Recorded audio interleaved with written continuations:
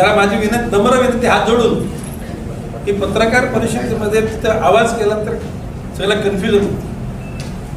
पालघर जिल्हा फार छोटा जिल्हा आहे.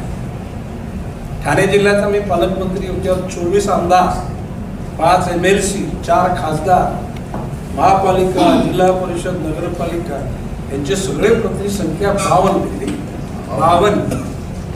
त्यावेळेला मी विनम्रपणे सांगायचो की हे शासकीय अधिकारी हे आपले जनतेचे सेवक आहेत, आपल्या घरचे घरगडी नाहीत. आणि म्हणून यांच्याशी बोलताना मी भान ठेवतो. आता सुद्धा कोणी शासकीय अधिकाऱ्याला अवमानित म्हणून असं कोणी बोललं, मी त्या घटकांना हात जोडून विनंती करतो की तुझी भाषा बदल. शेवटी आपण लोकप्रतिनिधी झालो म्हणून का आपल्याला सगळा काय ठेका दिलेला नाही. प्रत्येकाने आपल्या तुमचे सुद्धा अधिकार आणि कर्तव्य हे दोन बाबी आहेत.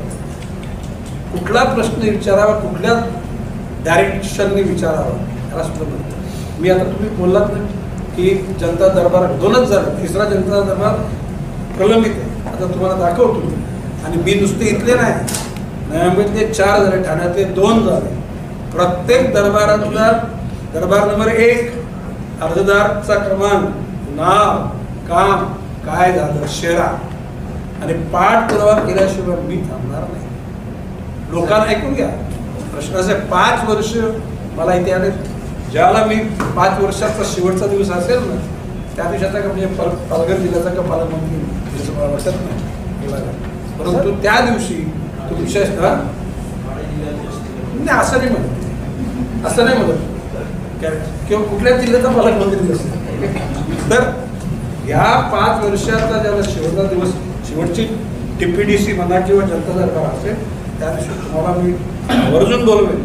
आणि एवढा प्रश्न असा आहे की दुसऱ्याची अवहेलना, दुसऱ्याला अपमानित करणं माणसाच्या आयुष्यात नाही, अर्निंग नाही, कमाई नाही. उलट सर्वांशी प्रेमानं वागलं, सर्वांच्या भावना समजून घेतल्या, त्याच्यातून मार्ग.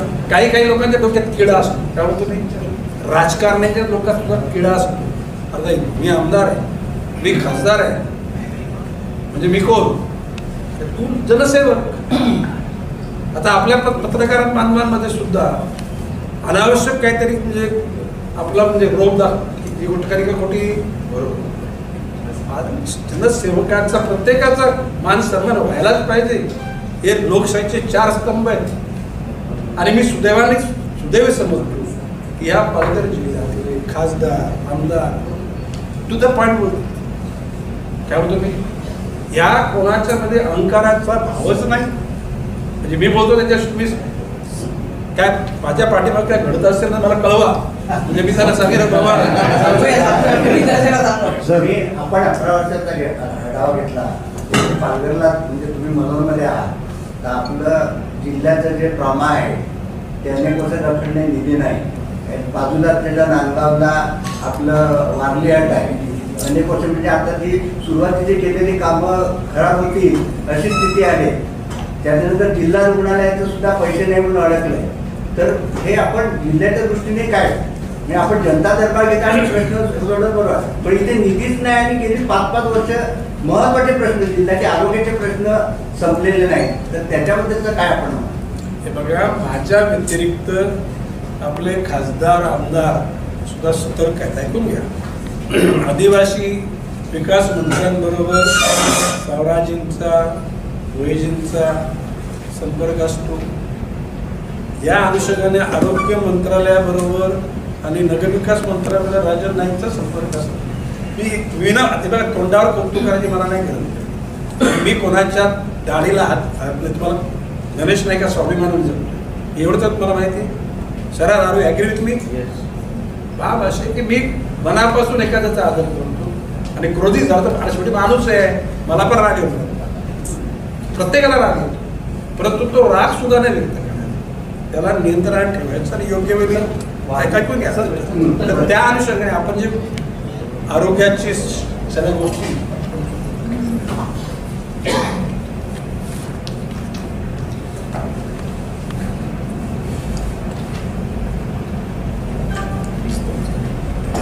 हे बघा,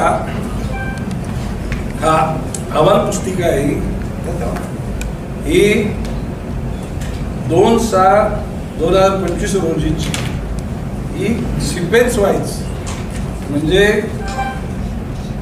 जनता दरबार तारीख कुठल्या कार्यालयाकरता त्या पत्राने प्राप्त झालं, निकाली अर्ज, अशा प्रकारची ही सगळी अकाउंटेबिलिटी आहे.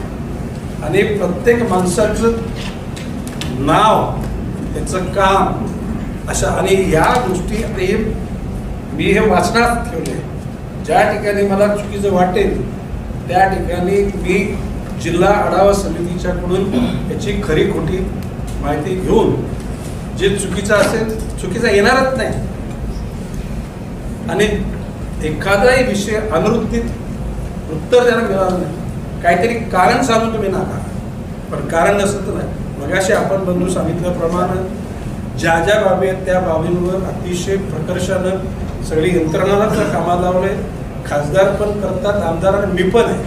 काल आपल्या जिल्ह्यातून air pollution, water pollution, noise pollution, नाही सर, स्पेसिफिक आपण आरोग्याचं म्हणूया, कारण गेले अनेक वर्ष निधीच मिळत नाही पडून आहे. कारण काय आपण आदिवासी विभागातून इतरत्र निधी देता, पण इथले प्रोजेक्ट अडकलेत ना.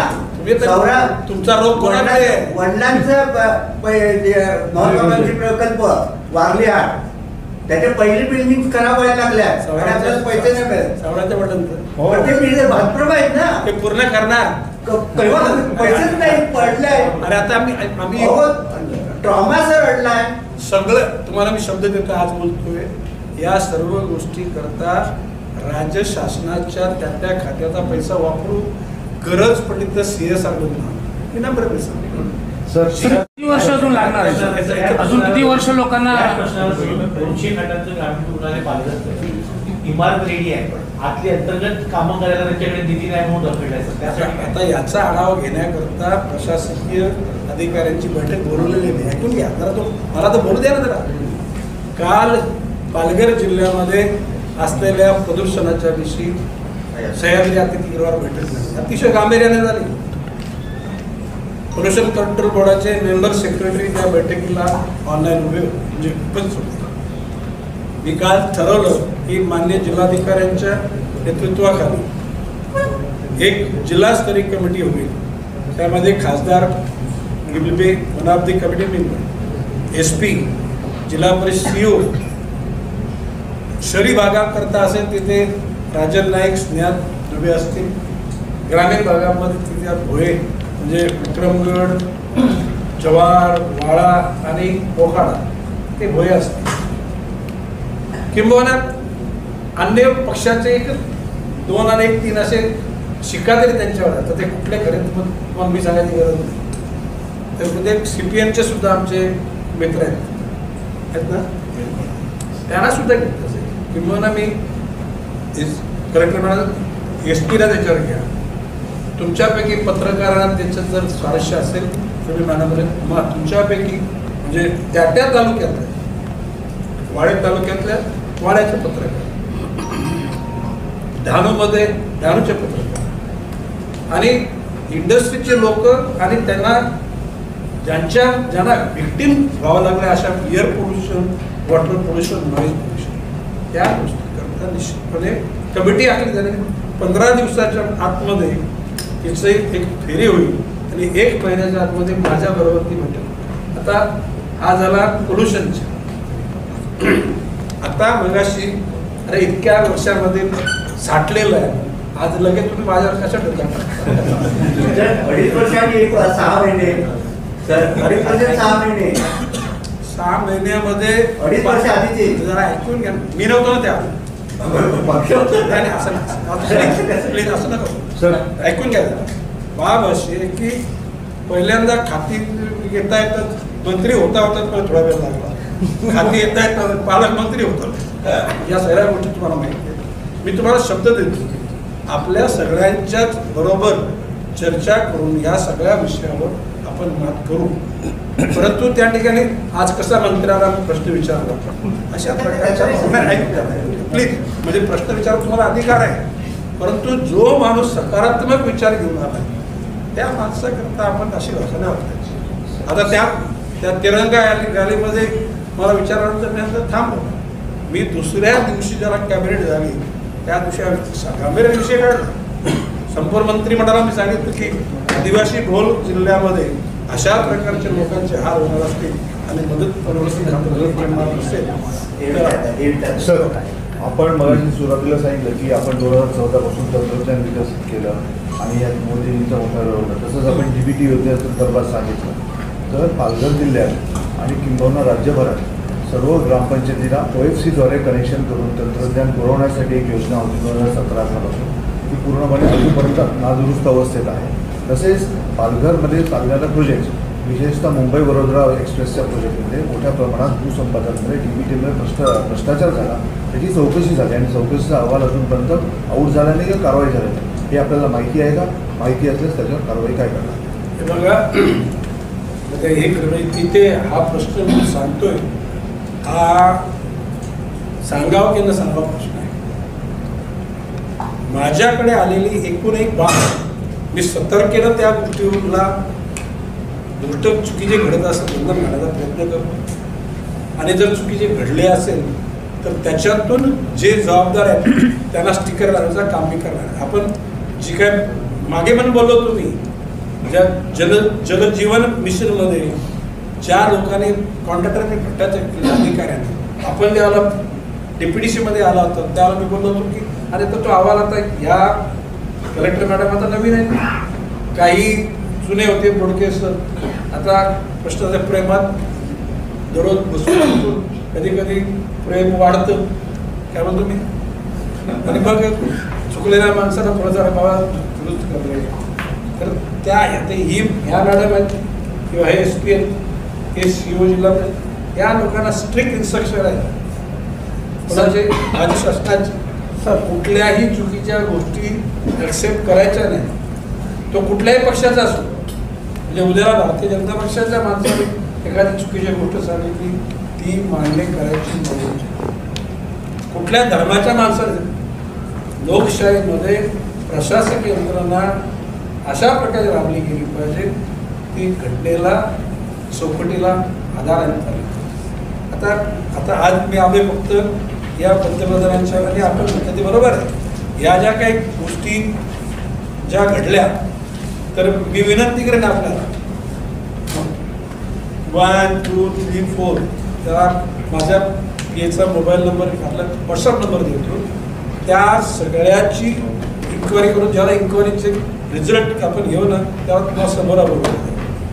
सर, आपण म्हणतात 11 वर्षाच्या कालखंडामध्ये सर्वसामान्य ते जीवन सुखकर झालं असं आपलं दावा व्हायचं. आता झालेल्या ज्या अवकाळी पावसाच्या ह्याच्यामध्ये डहाणूमध्ये ज्या बोटी नष्ट झाल्या 5 ते 7 जणांच्या, 90 कोटी नुकसान, 5 ते 7 जणांच्या बोटी संपूर्ण फुटल्या. त्या 25 लाखाचं नुकसान झालेल्याला आपण 16,000 रुपये नुकसान भरपाई दिली. तर ह्याच्यामध्ये तर सर्वसामान्य माणसाचे जीवन सुखकर कसं झालं हा एक प्रश्न. दुसरा प्रश्न याच्यावर आहे की ह्या संदर्भामध्ये एका कमी कॉम्पन्सेशनचा निधी मिळाल्यानंतर आपण SDRF चे निकष बदलण्यासाठी का प्रयत्न करणार आहात? हे बघा, खरं म्हणजे हे मच्छीमारांचं नुकसान हे जनरल याच्यामध्ये नाही, ते इथं मत्स्य व्यवसाय.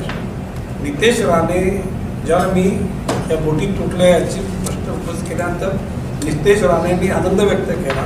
आता ह्या ज्या आपण म्हटलं की कोणाची कधी 10-12 लाखाचं नुकसान झालं, 16-17 की बाबा मला पाठवा तुम्ही, मी नितेश राणेंना पण बोलून देईन. आणि जर का त्या ठिकाणी केंद्र सरकारच्या राज्य सरकारच्या योजना सर्वसामान्य घटकाला जर या धोरणात्मक निर्णय बोट जर नष्ट झाली तर त्याला 8 ते 16,000 मिळतात. म्हणजे आपल्याला मंत्रिमंडळात बदलावं लागेल. मी आपल्या विनम्रपणे आपल्याला सांगतो, माझा WhatsApp नंबर देतो, तुम्ही आपल्याला जे वाटतं ना ते त्या ठिकाणी नमूद करा. मी मत्स्य विभागाच्या सचिवांना मंत्री महोदयांना ते अवगत करून देतो. दुसरी गोष्ट अशी की कुठल्याही परिस्थितीत जर का त्या ठिकाणी केंद्र सरकारचं धोरण असेल तर त्या ठिकाणी त्यांना मदत मिळेल. याच्या पलीकडे जाऊन सांगतो, याच्यापूर्वी मच्छीमारांचं जीवन हे शेतीमध्ये नव्हतं. साधारण गेल्या 2-3 महिन्यापूर्वी मत्स्य व्यवसाय हा शेतीमध्ये आणला आहे, तरी सुद्धा सुक्या झालेल्या मासळीला नाश झाला तर त्याला नुकसान भरपाई नाही, हा विषय मी कॅबिनेटमध्ये काढला आहे. हे मी ओपन बोलतो, म्हणजे मी जर बोललो नसेल मी कसं, आणि त्याचा पाठपुरावा करणार आहे. सुक्या मासळीचं जे कोळी बांधवांचं नुकसान झालेलं आहे त्या घटकाला नुकसान भरपाई आता ती कशा किती मिळेल, काय मिळेल, कधी मिळेल याच्यासाठी सुद्धा पाठपुरावा मी करणार. सर